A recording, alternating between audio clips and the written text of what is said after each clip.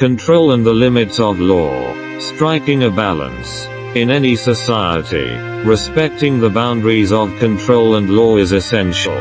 When you attempt to control others beyond what the law allows, you engage in criminal behavior. This illegal control not only infringes upon the rights of others but also disrupts social order and stability. Those in control must remain vigilant regarding the legality and morality of their actions. They should ensure their control remains within legal limits and respects the rights and freedoms of others.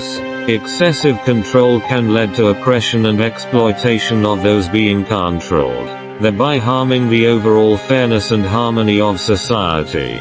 Those who are being controlled should also be aware of their rights and legal protections. They have the right to oppose unreasonable and illegal control, but this resistance must occur within the bounds of the law. Illegal resistance can create more problems and even harm those being controlled.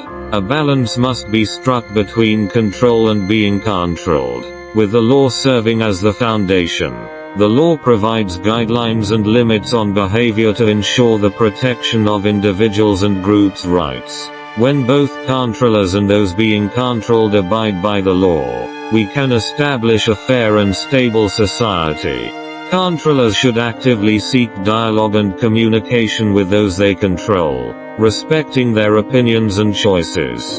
Through cooperation and negotiation, both parties can find common goals and build mutual trust and understanding. In such an environment, controllers can effectively exercise power, while those being controlled can grow and develop with respect. Those being controlled should seek legal avenues to resolve issues when faced with unreasonable control.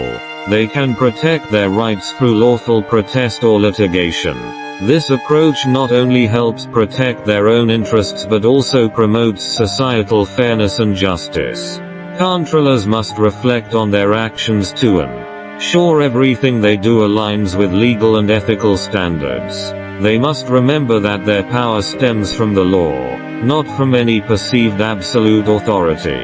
This self-restraint and respect for others allow controllers to set a positive example in society. On the side of those being controlled, they must remain clear-headed and not blindly follow the controller's will. They should learn about the law and their rights, seeking reasonable solutions instead of blindly resisting or submitting.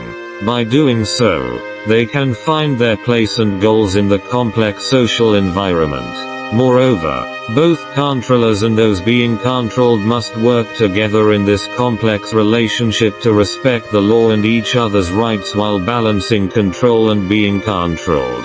They can find the best solutions through community involvement, organizing discussions, and negotiation. This mutual understanding and negotiation help reduce conflict and promote social stability and development. The balance between controllers and those being controlled requires effort and patience from both sides. Throughout the process of seeking this balance, we must always remember the importance of law and morality. By respecting the law, we can ensure the protection of everyone's rights. So, how can we strike the right balance between control and resistance while upholding respect for the law? This requires collaborative effort through dialogue and negotiation. In the process, we must uphold the principles of the law to protect everyone's rights. Through this approach, we can create a more harmonious and just society.